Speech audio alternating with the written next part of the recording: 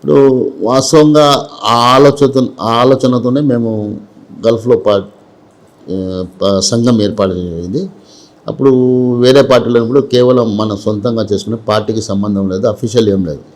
ఇప్పుడు వైఎస్ఆర్ కాంగ్రెస్ పార్టీ వచ్చిన తర్వాత ఇది అఫీషియల్గా గౌరవ ముఖ్యమంత్రి గారు ఎన్ఆర్ఐస్ కూడా ఒక విభాగం ఉండాలి, అక్కడ కూడా ఒక కమిటీ ఏర్పాటు చేయాలని మనం చేసిన పనుల ద్వారా కమిటీ ఏర్పాటు చేశారు. ఇక్కడ మేము ప్రభుత్వం రాకముందు గతంలో సామాజిక సేవ ఎక్కువ చేస్తూ వచ్చాం. ఎందుకంటే అక్కడ చాలా కష్టాలు ఉంటాయి గల్ఫ్లో. ముఖ్యంగా మన రాష్ట్రం నుంచి సుమారు గల్ఫ్ అన్నిటి కలిసి 12 లక్షల మంది ఉంటారు. ఒక కోవిడ్లోనే మన వైఎస్ఆర్ జిల్లా, అన్నమయ్య జిల్లా, ఈస్టు వెస్టు ఇక్కడ 3 లక్షల మంది వరకు కోవిడ్లో ఉన్నారు. వాళ్ళ కష్టాలను, వారి సమస్యలను మేము పరిష్కరిస్తున్నాం. కాబట్టి గతంలో మేము చెప్తే వాళ్ళు ఫలానా పార్టీకి సపోర్ట్ చేయండి, మీ కుటుంబ సభ్యులకు టెలిఫోన్ చేసి చెప్పండి అంటే, ఎందుకంటే అక్కడ ఉదాహరణకు నేను పని చేస్తున్నాను అక్కడ. నా ఇంట్లో 5 మంది 6 మంది ఉంటారు. ఆ కుటుంబ సభ్యులు నా పైన ఆధారపడి ఉంటారు. నా బంధువులు, నా స్నేహితులు, ఏదో విజా పంపిస్తాడు, అది చేస్తాడు.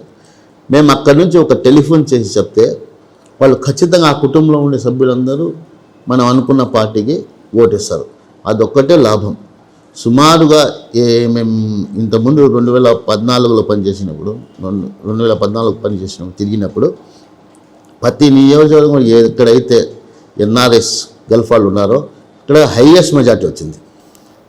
దానికి ఉదాహరణ ఏమంటే గల్ఫ్లో ఉండే వాళ్ళు కూడా టెలిఫోన్ చేస్తే ఖచ్చితంగా వాళ్ళు ఎందుకంటే వాళ్ళకి ఏం అవసరం ఉండదు, బయటికి పోవాల్సిన అవసరం లేదు. ఏది ఉన్నాయి డబ్బులు వాళ్ళు పంపిస్తూ ఉంటారు. ఎంత రేట్ పెరిగింది, ఏం జరిగింది, రాష్ట్రంలో ఏం జరుగుతా అనేది, టౌన్లో ఏం జరుగుతా అనుకోరు. కానీ అక్కడ ఉండే వాళ్లకు గౌరవం ఇస్తారు, వాళ్ళ మాటను కాదనరు. ఆ విధంగా ప్రతి కుటుంబం నుంచి 5, 10, ఒక్క మనిషి ద్వారా 5, 10 కొంతమంది ఉన్నారు ఎక్కువ సామాజిక సేవ చేస్తుంటారు. అదే వాళ్ళ కంపెనీస్, వాళ్ళ కింద పనిచేసే వాళ్ళు ఉంటారు, వాళ్ళ కుటుంబ సభ్యులు. ఒక్కొక్క మనిషి తర్వాత 500, 2000 అట్లా ఓటు పడేదానికి కూడా అవకాశం ఉన్నది. ఆ విధంగా మేము పనిచేస్తూ వచ్చాము, సక్సెస్ కూడా అయినాం.